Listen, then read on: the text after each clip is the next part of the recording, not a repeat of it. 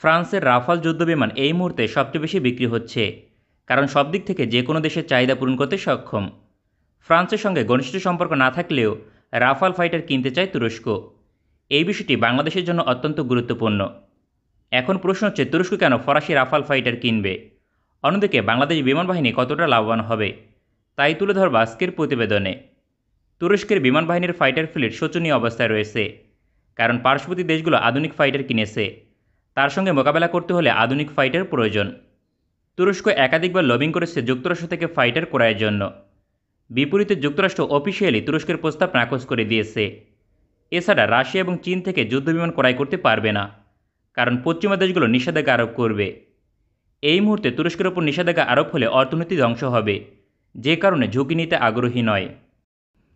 তুরস্কের নিকট এখন একমাত্র বিকল্প ইউরোপীয় দেশগুলো থেকে যুদ্ধবিমান ক্রয় করা। সুইডেন থেকে গ্রিপেন ফাইটার পাবে না।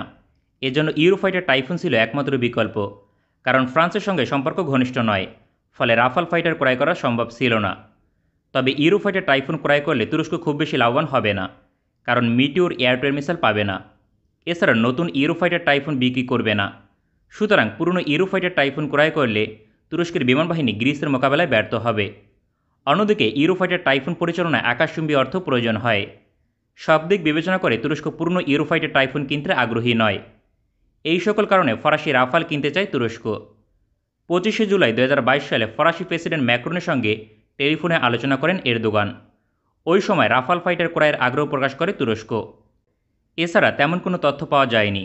এ বিষয়ে শীঘ্রই অফিসিয়ালি আলোচনা শুরু হবে। তুরস্কের সঙ্গে ফ্রান্সের সম্পর্ক ঘনিষ্ঠ নয়, তবে ফ্রান্স থেকে প্রচুর সমরাস্ত্র ক্রয় করে তুরস্ক। দেশটির তৃতীয় সর্বোচ্চ সমরাস্ত্র আমদানি গন্তব্য ফ্রান্স, সুতরাং সম্পর্ক ঘনিষ্ঠ না হলেও সমরাস্ত্র বিক্রি করে। তাছাড়া তুরস্কের বিমান বাহিনী কমপক্ষে 40টি রাফাল অর্ডার করবে। পর্যায়ক্রমে এই সংখ্যা 80টি অতিক্রম করতে পারে। ফ্রান্সের অবস্থান থেকে $8 থেকে $16 বিলিয়ন সামরিক চুক্তি লোভনীয় প্রস্তাব। ড্যাসাল্ট এভিয়েশন শেষ পর্যন্ত রাফাল ফাইটার বিক্রি করবে। এক্ষেত্রে তুরস্ককে একাধিক বিষয়ে আপোষ করতে হবে, বিশেষ করে ফ্রান্সের স্বার্থে আঘাত করা যাবে না। তবে তুরস্ক শর্ত সাপেক্ষে রাফাল যুদ্ধবিমান ক্রয় করবে, এটা নিশ্চিত। বড় সংখ্যক অর্ডার করলে প্রযুক্তিসহ দেশের মাটিতে উৎপাদন করতে পারে। এছাড়াও নিজস্ব মিসাইল এবং বোমা যুক্ত করবে। সবচেয়ে গুরুত্বপূর্ণ বিষয়, রাডারের সোর্স কোড সরবরাহ করবে, ফলে S-400 এয়ার ডিফেন্স সিস্টেমের সঙ্গে সমন্বয় করতে পারবে। ইউরোফাইটার টাইফুন ক্রয় করলে এই সুবিধা পাবে না, কারণ ব্রিটেন কখনো রাশিয়ার এয়ার ডিফেন্স সিস্টেমে সোর্স কোড সরবরাহ করবে না। তুরস্কের নিকট রাফাল যুদ্ধবিমান বিক্রি করলে একাধিক দেশ লাভবান হবে। তার মাঝে বাংলাদেশ এবং কাতার অন্যতম। কাতারের সঙ্গে ফ্রান্সের সম্পর্ক ঘনিষ্ঠ। ফ্রান্সের অর্থনীতিতে কাতারের ভূমিকা অত্যন্ত শক্তিশালী। অন্যদিকে তুরস্কের সঙ্গে কাতারের সম্পর্ক ঘনিষ্ঠ। কাতারের লবিংকে কাজে লাগিয়ে ফরাসি রাফাল ক্রয়ের দ্বারপ্রান্তে পৌঁছেছে তুরস্ক। 2015 সালের পর রাফাল যুদ্ধবিমান কিনতে চেয়েছিল দেশটি। তুরস্কের কোনিয়া 2015 বিমান মহড়ায় অংশ নেয় পৃথিবীর একাধিক দেশের আধুনিক ফাইটার। ফ্রান্সের রাফাল F-2 সংস্করণ অংশ নিয়েছিল। চ্যালেঞ্জিং মহড়ার 4টি পর্বেই জয়লাভ করে ফরাসি রাফাল। বিপরীতে পরাজিত হয় তুরস্কের F-16 ফাইটার। তখন থেকেই ফ্রান্স থেকে রাফাল যুদ্ধবিমান কিনতে আগ্রহী ছিল। যুক্তরাষ্ট্রের F-35 প্রকল্পে যুক্ত থাকার কারণে শেষ পর্যন্ত অর্ডার করেনি। তবে বর্তমানে পরিস্থিতির পরিবর্তন হয়েছে, তাই ফরাসি রাফাল কিনবে। তাছাড়া তুরস্কের বিমান বাহিনী কাতারের রাফাল চালিয়ে সন্তুষ্ট, যে কারণে আপোষ করে হলেও ফ্রান্স থেকে এই যুদ্ধবিমান কিনতে আগ্রহী। তুরস্ক এই চুক্তি স্বাক্ষর করলে লাভবান হবে বাংলাদেশ বিমান বাহিনী। ফ্রান্স থেকে প্রযুক্তি নিয়ে দেশের মাটিতে উৎপাদন করবে। যদি প্রযুক্তি সহ অর্ডার নাও করে, তারপরেও লাভবান হবে বাংলাদেশ, কারণ তুরস্ক তাদের সকল বিমানের মেইনটেন্যান্স করে নিজ দেশে। ফলে বাংলাদেশ রাফাল ক্রয় করলে তুরস্ক থেকে মেইনটেন্যান্স করতে পারবে। ফ্রান্স থেকে মেইনটেন্যান্স করলে যে পরিমাণ অর্থ ব্যয় হবে, তার অর্ধেক মূল্য লাগবে তুরস্ক থেকে মেইনটেন্যান্স করতে। এছাড়াও অল্প সময়ের মাঝে মেইনটেন্যান্স প্রদান করবে তুরস্ক। সবচেয়ে বড় সুবিধা হবে মিসাইল যুক্ত করতে পারবে।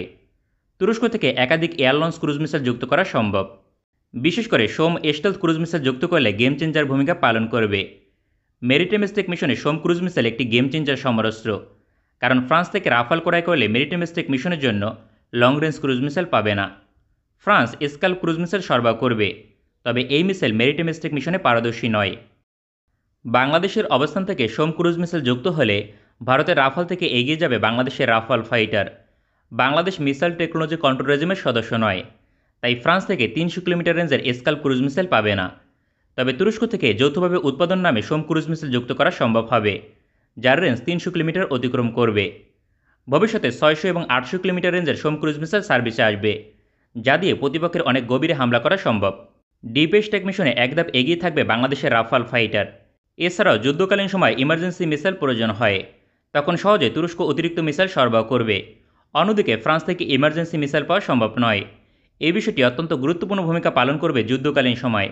তাছাড়া মেইনটেন্যান্স প্যাকেজ ছাড়া যুদ্ধবিমান ক্রয় করলে তার মূল্য কমবে, কমপক্ষে 10% মূল্য সাশ্রয়ী হবে, যা দিয়ে অতিরিক্ত মিসাইল যুক্ত করা সম্ভব।